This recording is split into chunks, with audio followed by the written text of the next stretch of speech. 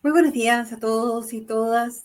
La muerte del Papa Francisco ha marcado la pauta informativa durante toda la semana en torno al fallecimiento de este líder espiritual, pero también un líder que dicta normas políticas, un líder que puede influir en el comportamiento de las personas.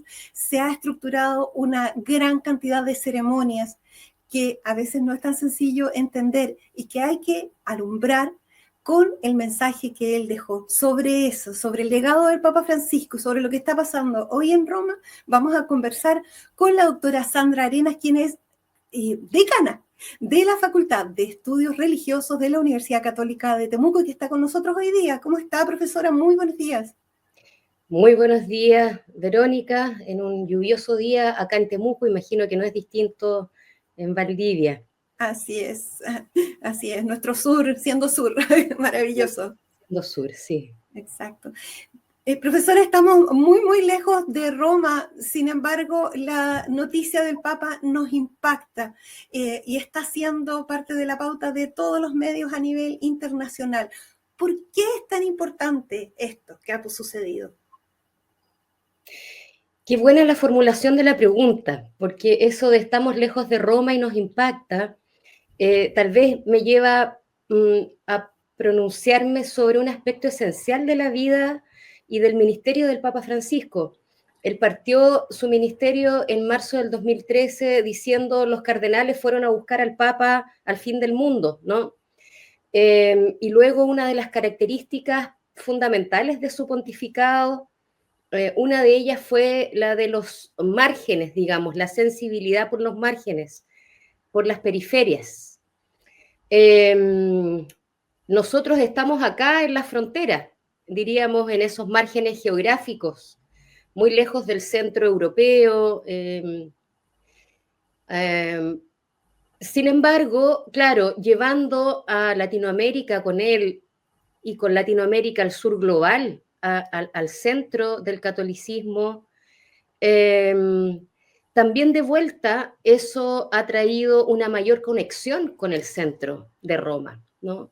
Se ha, eh, y eso uno lo ve en los fieles, en las y los fieles. El sentimiento que tienen es por la cercanía que irradió Francisco, la transparencia, ¿no? En reconocer sus propias emociones, ¿no?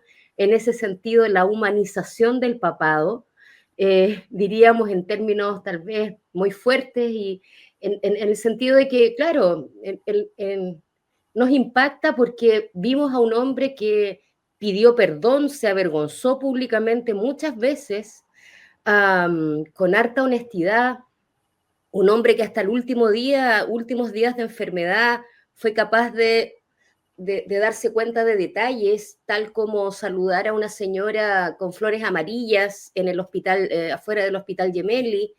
Eh, Esos signos nos hacen desde la periferia acá conectarnos con el centro no artificialmente. Nosotros sentimos a este Papa como alguien que nos trajo al papado, a las iglesias locales, a los territorios, con un sentido de esperanza, de conexión con lo que ocurre, con las preguntas que tenemos, con las preguntas difíciles que tenemos también. Exacto. Él hablaba de un pastor con olor a oveja. Es un poco eso que usted está señalando, lo que está pasando en Roma en este momento, que fue llevado el féretro de su santidad. Tenemos ahí las imágenes que son de la señal oficial del Vaticano, que las vamos para que las veamos. Miles de personas están entrando a la Basílica de San Pedro para acercarse al féretro y despedirse de él, ¿cierto? De este pastor más cercano. ¿Qué le parece a usted esa gran cantidad de gente, profesora? Bueno, yo creo que en ellos también estamos pasando nosotros. Nosotros estamos también presentes allí a través de ellos. Me parece que eso es un signo muy elocuente. No vamos a dejar de ver pasar personas, multitud de personas, de aquí hasta que se realicen las exequias funerarias el día sábado, probablemente. Y eso en sí mismo, digamos, uno allí puede guardar silencio simplemente, ¿no? Por sí misma la imagen refleja el impacto que tiene la muerte de Francisco, el cariño transversal que él logró, digamos, tener de parte de niños, jóvenes, adultez mayor, de gente vinculada al mundo político, no creyentes, de otras religiones, de otras iglesias, ciertamente. Allí, con toda seguridad, en medio de toda esa multitud, están presentes también personas de todos estos espacios que estoy mencionando. Es altamente probable que no solo haya fieles católicos dentro de esa multitud, tal como en estos días se ha visto reflejado en las condolencias sentidas que fieles católicos, digamos, con algunos, digamos, roles tal vez más visibles dentro de la institución católica, pero también otros hemos ido recibiendo de personas que no son cercanas a la Iglesia, que no profesan la fe católica, pero que sienten su partida también como la partida de un gran hombre del siglo XXI, que pasó haciendo el bien y que también hizo bien en esos espacios. Entonces, yo creo que allí, en medio de estas personas que estamos viendo en la Basílica de San Pedro, con toda seguridad hay también hermanos y hermanas de otras confesiones, de otras iglesias, de otras religiones, del mundo de las artes, ¿no? Yo en estos días, disculpa, recordaba que tanto en los escritos como en sus audiencias, uno puede darse cuenta de que el Papa Francisco abrió las puertas del pontificado, digamos, y de la enseñanza también del magisterio de la Iglesia a mucha, digamos, gente vinculada al mundo de las artes y la cultura. Se reunió con comediantes, citó a poetas y poetisas en cada territorio que visitaba, con especial sensibilidad para capturar el humus cultural del lugar al que iba, ¿no? Con respeto, un poco por el otro, ¿no? Yo la quiero llevar precisamente al tema del respeto por el otro, abriendo las puertas a espacios que eran y que son todavía muy complicados para la Iglesia Católica, que es, por ejemplo, las personas homosexuales. Por ejemplo, la presencia de las mujeres en los puestos importantes de la curia, que él también, si bien no abrió todas las puertas, no se habló de las mujeres y el sacerdocio, sí de otras cosas. ¿Cómo ve ese legado por esa parte del Papa? ¿Qué va a quedar de eso y qué tan factible es que eso se mantenga? Sí, yo creo que, bueno, son temas en los que durante estos 12 años se ha avanzado mucho en conversación, en ponerlos sobre la mesa, en invitar a poner sobre la mesa los argumentos también, más allá de fórmulas tal vez predefinidas, rígidas, estáticas, de problematizar, ¿no? Y discutir qué es lo que está detrás de esas fórmulas, y en ese sentido, él, propio de su estilo, ¿no? Y más allá de que tal vez los pasos que se han dado en ambos temas que tú mencionas puedan parecer insuficientes justamente para los grupos afectados por esos pasos, también hay un reconocimiento de que en el concierto de los más de 2000 años de historia son pasos muy significativos. Hay cuestiones muy simbólicas, ¿no? Ha recordado en estos días mucho la prensa uno de los pronunciamientos en un viaje en avión, cuando le preguntan acerca y él dice, mira, o sea, si Dios ama, Dios nos ama a todos, ¿no? Ama a las personas gay, homosexuales. ¿Quién soy yo para juzgarlo? ¿No? Y eso, desde el punto de vista teológico, uno puede decir, alguien podría contraargumentar, bueno, es el sucesor de Pedro, quien tiene las llaves para atar y desatar, ¿no? En la fórmula muy, muy estrictamente teológica. Y no, él entiende que la unción que él tiene como que tuvo como papa, incluso, es para anunciar y bendecir, y no para condenar ni juzgar.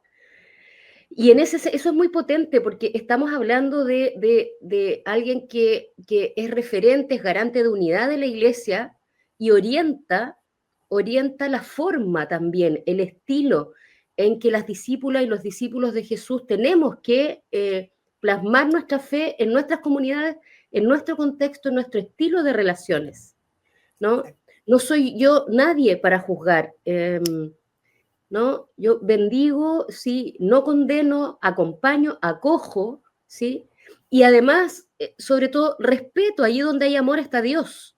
No puede sino estar Dios, por definición. Entonces, eso es algo muy importante que yo creo que quedó instalado, no obstante todas las resistencias que hay y que conocemos. Sí, ¿no? Y sobre las mujeres, también ha sido, imagínense de nuevo, es bueno mirar en perspectiva más de 2000 años de historia, una institución que en su gobernanza no ha incluido a más del 50% de la feligresía que tiene. Eso en el Concilio Vaticano II fue pronunciado con mucha fuerza por un cardenal que se levantó en el aula cuando dice, pues estaban tratando alguien decía, bueno, deberíamos conversar acerca de las mujeres, poner el tema. Y él se levanta, un cardenal belga, y dice, dice, perfecto, estoy muy de acuerdo. Ahora, ¿cómo vamos a conversar acerca de ellas si ellas, que son más del 50%, no están aquí presentes? ¿No? Estamos hablando a 60 años atrás. Más de 60 años, exacto. Claro, y bueno, en estos 12 años el Papa Francisco intencionó la inclusión de mujeres en espacios de la curia romana, espacios de gobernanza, pero con ello, más allá del número, insuficiente, por cierto, todavía, se puede considerar, más allá del número, eso que él hizo, las iglesias locales en todas partes del mundo deberían hacerlo. O sea, todas las conferencias episcopales, las conferencias regionales de los episcopados, tomando este ejemplo del Papa Francisco en ese espacio de gobernanza más amplio y global, debieran hacer sus propios discernimientos e incluir decididamente a mujeres en los espacios decisionales. Exacto. Precisamente una mujer es la que está a cargo en este momento, ¿cierto?, de los espacios de los museos vaticanos, del espacio de las iglesias en el Vaticano que estamos viendo ahí. Y yo la quiero llevar ahora un poco al rito, profesora, que es lo que estamos viendo. Esta simpleza de Francisco, ¿cierto?, de él mismo y lo que impuso en el papado, impuso también simpleza para un funeral que se ha llamado que va a ser austero. Por ejemplo, hay un féretro que ya no es tradicional como los anteriores, no está puesto en ese mismo féretro con el báculo, sino simplemente con su vestimenta. ¿Qué significan esas cosas? ¿Por qué esta simplificación siguiendo los ritos que el Papa dejó explícitamente señalados? ¿Y qué significan también esos ritos? Un papa, o sea, le pregunto por lo anecdótico desde este féretro triple hasta lo simbólico. Yo diría, en primer lugar, coherencia, ¿sí? El Papa Francisco, por cierto, muy consciente del ritual litúrgico de exequias papales, él anticipó su propio, digamos, su propio funeral y en coherencia con signos en todo su pontificado, él previó que hubiese, digamos, no una centralidad en él, ¿sí?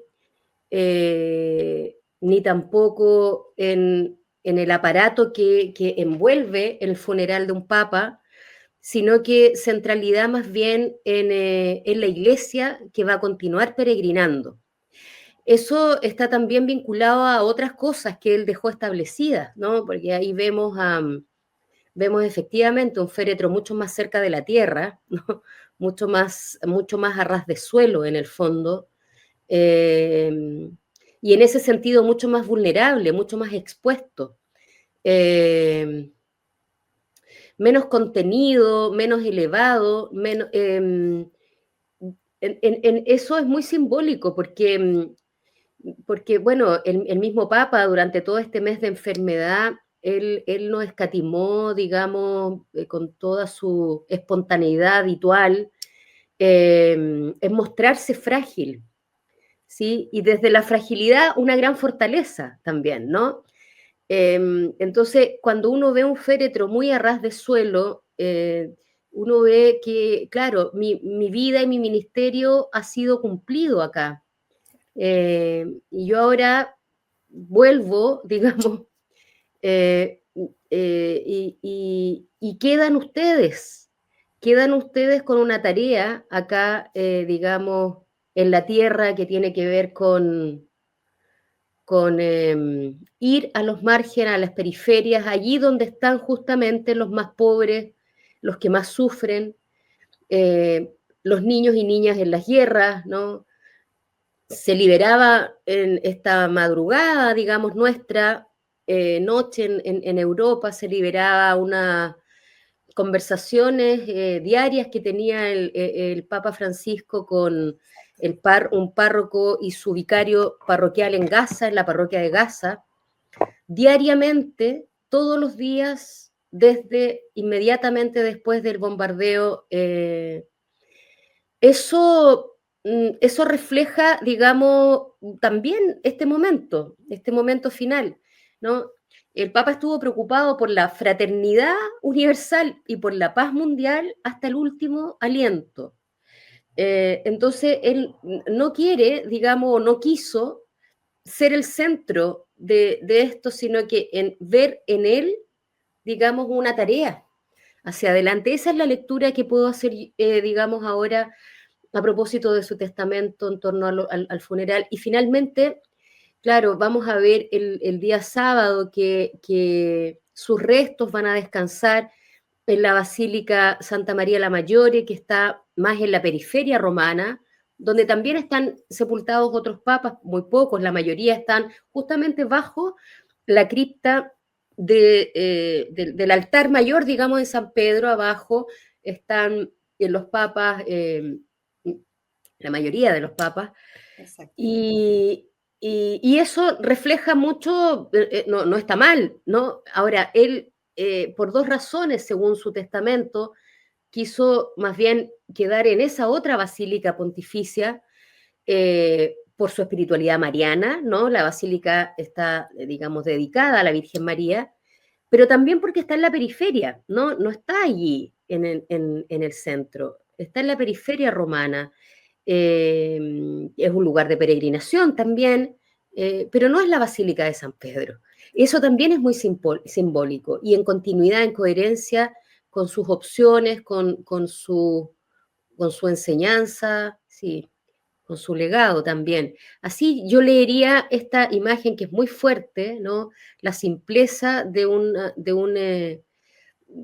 ataúd casi a ras de suelo, sin nada más que unas flores al costado, Y en solo también, ¿no? Se ve solamente la Guardia Suiza, no se ve alrededor mucha más gente. efectivamente, donde puede la feligresía llegar allá a verlo, eh, así, al descubierto, ¿no? Tal como el otro día se paseó a saludar a algunos y algunas sin sus ornamentos pontificios, ¿no? Verlo aquí eh, con esa simpleza refleja, creo yo, un estilo de vida y una coherencia en ese estilo. Esto de ir a los bordes también ha implicado que el colegio cardenalicio y ahora la cantidad de cardenales que vienen para el cónclave, ¿cierto? Para la elección del próximo papa también haya cambiado la composición, que haya mucho más de otros continentes, no solo Europa y Italia en particular. ¿Cómo ve usted lo que viene ahora? ¿Cómo se tiene que leer este periodo en el que se va a elegir un nuevo papa? Eh, Bueno, los cardenales siguen llegando a Roma, digamos, de todas partes del mundo, y ese es un dato importante. No siempre en la historia de la Iglesia los cardenales han llegado de todas partes del mundo, han estado en general bastante más cerca de Roma, y esa composición más diversa, más amplia, más representativa geográficamente también implica, digamos, algunos costos en términos de tiempo en llegar a conformarse como cónclave, ¿no? Diríamos como colegio de cardenales primero antes de iniciarlo. Siguen arribando entonces un grupo de cardenales que en su mayoría ha sido nombrado por el Papa Francisco. Ese también es otro dato importante. O sea, el primero, más representación geográfica, en donde la presencia, diríamos de nuevo, del sur global, África, Asia, las Américas en su conjunto, está más presente. Por otro lado, claro, es más representativo geográficamente, es más amplio numéricamente y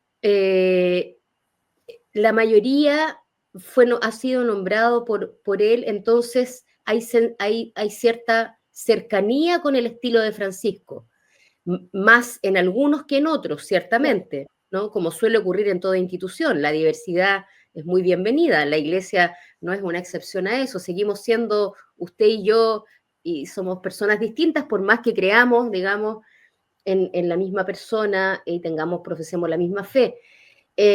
Ahora, esa diversidad tiene matices, pero en general diría yo que hay una cierta sensibilidad por el estilo de Francisco y cercanía a ese estilo. Con esto también quiero decir que lo que va a ocurrir en los próximos días es un profundo discernimiento espiritual, ¿sí? Más allá de todos los cálculos que en general se hacen más políticos, ¿no? Lo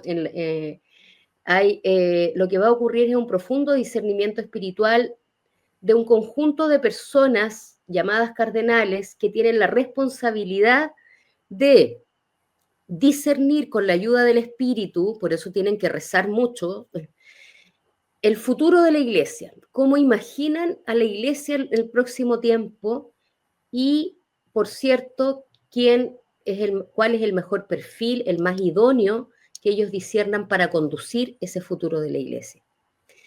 Eso es lo que tiene que ocurrir en los próximos días.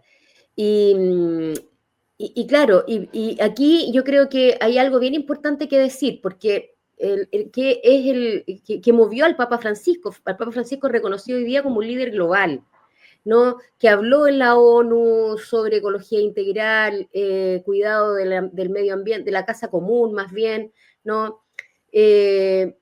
Influyó en políticas exteriores respecto de guerras, estuvo presente acá, sí. Bueno, todo el tema de los abusos, también de los abusos al interior de los sacerdotes, claro, ¿no? Ciertamente, ese es un tema intraeclesial que ha tenido, y con justa razón, mucho impacto fuera. ¿Qué movió al Papa Francisco a ir tomando las decisiones que tomaba? En un profundo sentido místico.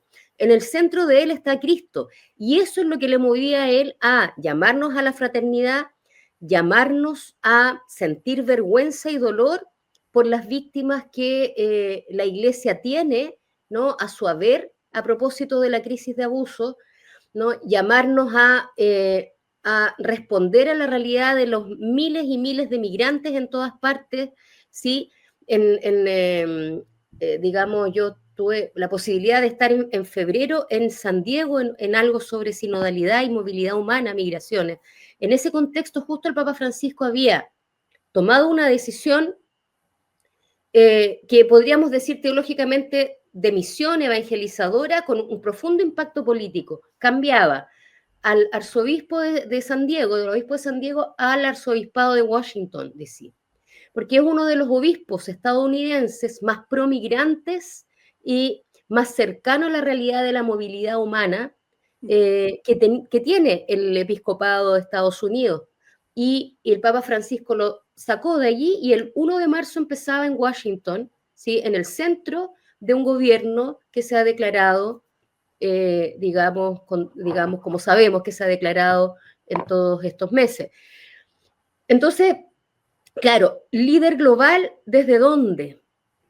Nos invita a nosotros a continuar, esa es la invitación que yo siento al menos, de continuar con su legado desde dónde. Hay un profundo sentido místico ahí. El centro es Cristo, el Evangelio nos tiene que llevar al desarrollo humano integral, no están desvinculados, ¿no? Y en ese sentido también hay, digamos, a continuar con deudas históricas que tiene la Iglesia internamente y también externamente. Cuando yo veo estas imágenes, yo veo, no, yo, o sea, veo a personas que también, que sienten la partida, que la lloran como yo también, ¿no? Que tienen tristeza. Pero yo también creo que allí están las personas que sienten la responsabilidad de en algo continuar con su Exacto. legado. Nos queda muy poquito tiempo. Si pudiéramos hablar acerca de en qué elementos fijarse respecto de las ceremonias que vienen. ¿Qué será simbólicamente, en qué debiéramos fijarnos y cómo entenderlas también? Bueno, yo creo lo primero, este féretro a ras de suelo en sí mismo, eso va a marcar todo lo que continúa de aquí hasta el sábado, ¿sí? Expresamente el Papa Francisco lo dejó indicado de esa forma, ¿sí? Entonces, esa exposición, esa vulnerabilidad, ese arraigo al origen, creo que allí hay que centrar la mirada.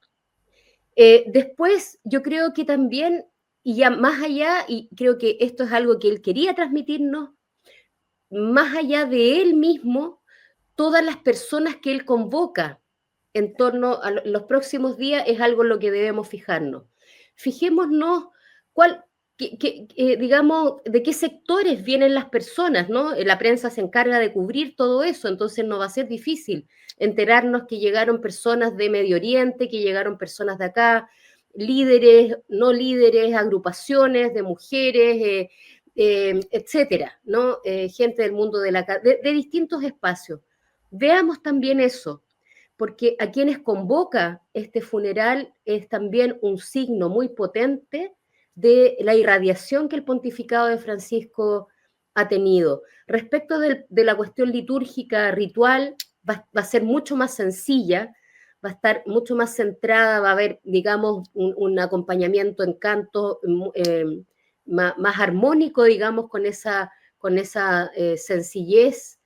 Y fíjense también después de aquí, digamos, hasta el sábado en el traslado hacia la Basílica Santa María la Maggiore. Ese traslado del centro a una periferia, ¿sí? Es mover la atención también hacia los otros lugares. Profesora, nos tenemos que despedir. Le agradecemos sinceramente esta conversación. La vamos a dejar invitada porque sin duda que este es un tema que continúa para las noticias de los próximos días. Muchas gracias. Gracias, Verónica. Buenos días. Buenos días. Hablábamos con la doctora Sandra Arenas, decana de la Facultad de Estudios Religiosos de la Universidad Católica de Temuco, respecto de cómo entender este funeral del Papa que se llamaba a sí mismo y que llamaba a los sacerdotes a ser pastores con olor a oveja, y decía fijarse sobre todo en este féretro casi a ras de piso. Los invitamos a ustedes a observar esto que tiene mucho que ver con la construcción de la cultura occidental. Muy buenos días, gracias.